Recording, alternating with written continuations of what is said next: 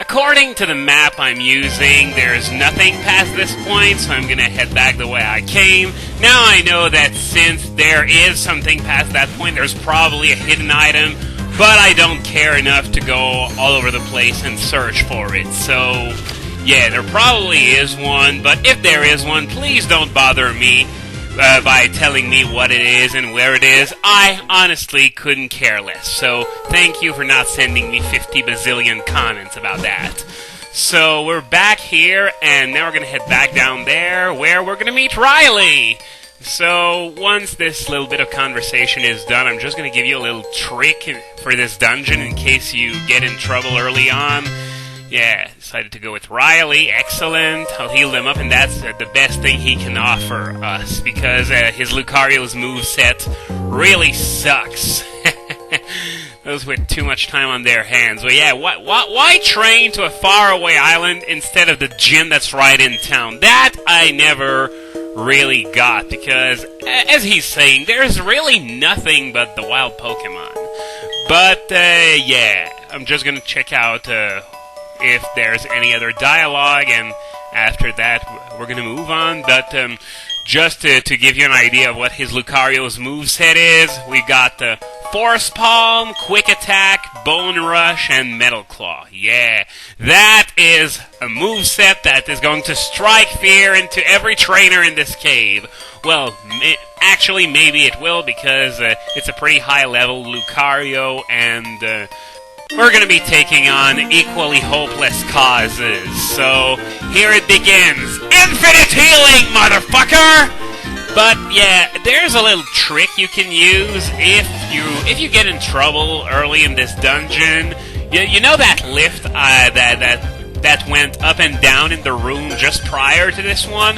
Well, if you want to go in the room to the right, the one where I started this video, but you don't have enough PP, not enough HP, something like that, what you do is that you go into Riley's room, and then you trigger a random battle, you beat it, and after that you're all healed up, and you can backtrack to the room where I started this video in. So, I don't know how to call it, because those rooms are pretty much all the same, except for this one, which is actually really huge, but that other room, I don't really know what to call it.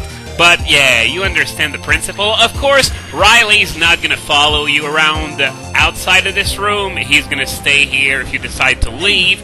But just the fact that you're going to have taken advantage of the infinite healing to, heal yourself up, then go back to that room I started the video in, that is going to be a big help if you ever encounter problems. Of course, you really shouldn't, because, well, even though the beginning part of the dungeon put a big dent in my Vaporeon's PP, it's still one Pokemon out of 3 on my team, and I will readily admit that having only 3 team members at this point of the game is unusual, but that's because I don't mind waiting until the late game to get my last few.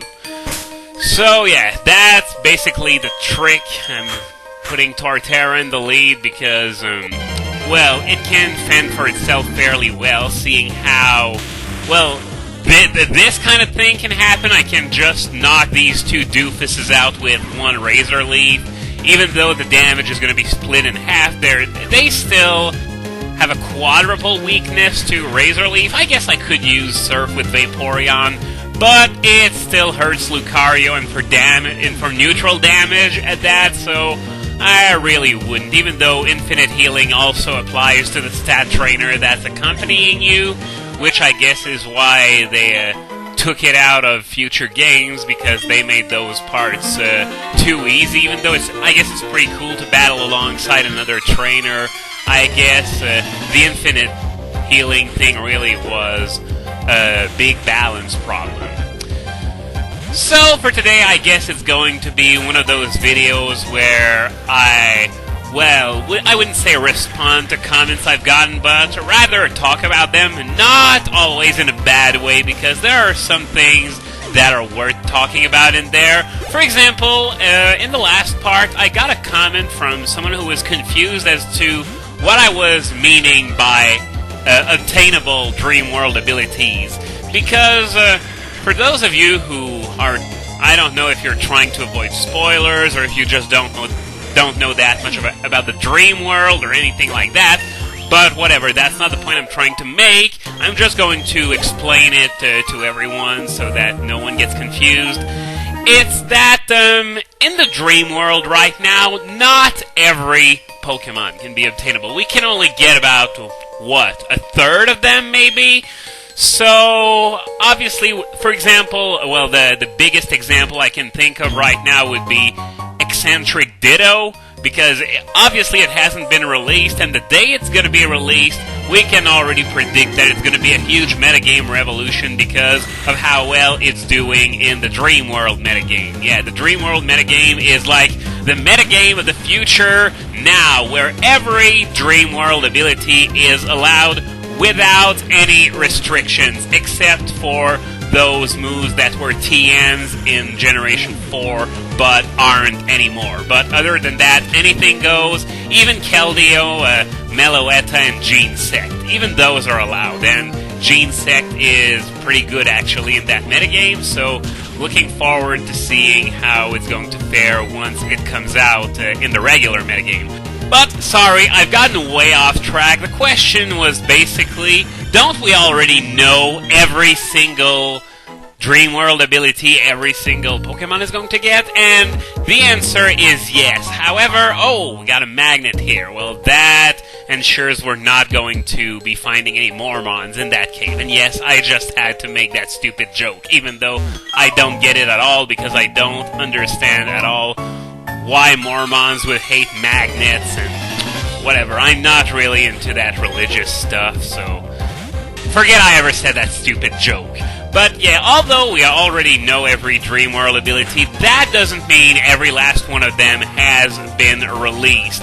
And over at the TSG forums, I made a little checklist of which abilities were released, as well as whether those Pokemon could be obtained as females, because females with a Dream World ability are able to pass on their ability to their progeny, and that also includes those that might get egg moves from the father. So that means you can get egg moves from on species that you can find in the Dream World that way.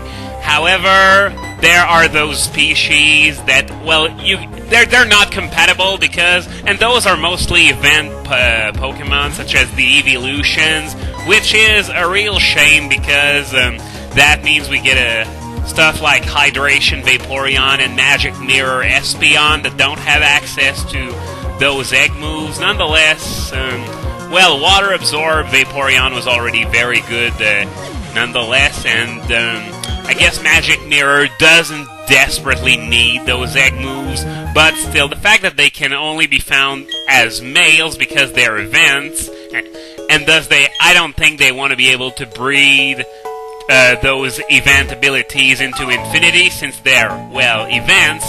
So, yeah, basically that's how it works. If it's male only, you can't get egg moves on those things. But yeah, the checklist that I made also has that kind of distinction. There's the stuff that isn't obtainable right now, there's the stuff that you can get right now but only as males, and the stuff that you can get right now that can be either male or female. And from what I understand, even in the regular Dream World areas, males are a lot more common than females. I think the odds are, what, 1 out of 4, 1 out of 8, maybe? Females are rare in the Dream World for whatever reason. Well, obviously it's because of their ability to breed the abilities, but basically that's how it works. So if you want a link to the checklist, I can add it in the movie description. It's going to make everything a lot easier to follow.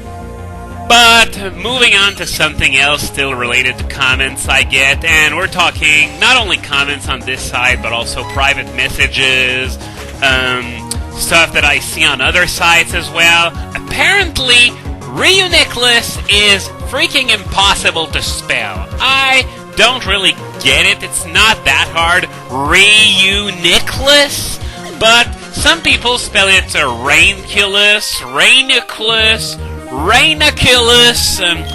the possibilities are really endless, but I don't think it's really that difficult. It's like the fusion of Reunion and Nucleus, except fancied up a bit so that the name sounds cooler.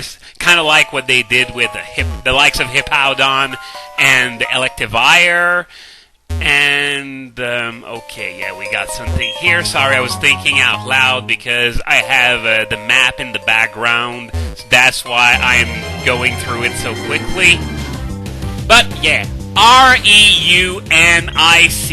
Reuniclus. That's how you spell it. Seriously, Bianca, learn to freaking spell!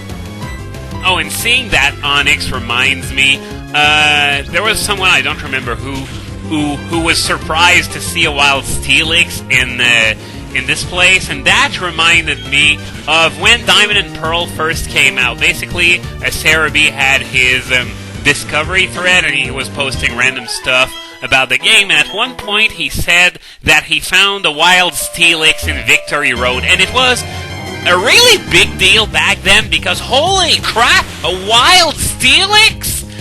Because obviously that's not the kind of Pokemon that you expect to find in the wild, especially since it requires a trade with a held item, no less. But yeah, there were wild Steelixes in Victory Road, and even a few in Iron Island, though they were somewhat rare there. I don't really know the differences in their frequency between Diamond, Pearl, and Platinum, but still, I remember back when it was a fairly big deal, and really nobody could believe it. Wow, a wild Steelix?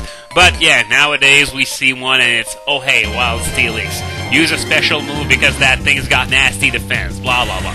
The usual. And nowadays we even get wild Excadrills, which are even better than Steelixes. If you hadn't already guessed by all the times that I praised Excadrill for how well it's doing in competitive play. But whatever. This also reminds me, speaking of wild encounters in Victory Road, and yes, I know I'm going from one subject to the other like mad, but I was surprised when I checked out the PokeEarth page for the Unova Victory Road that you didn't find the wild Swoobats there. Only regular Woobats. And by regular, I mean unevolved. Sorry about that. No kidding. Imagine, if you will, and that was actually pretty much true for Red and Blue. Imagine finding Zubats in Victory Road. And yes, I remember the ones from my Red and Blue LP because I ranted about it at length. What are level 22 Zubats doing in Victory Road? Well, they sort of did the same thing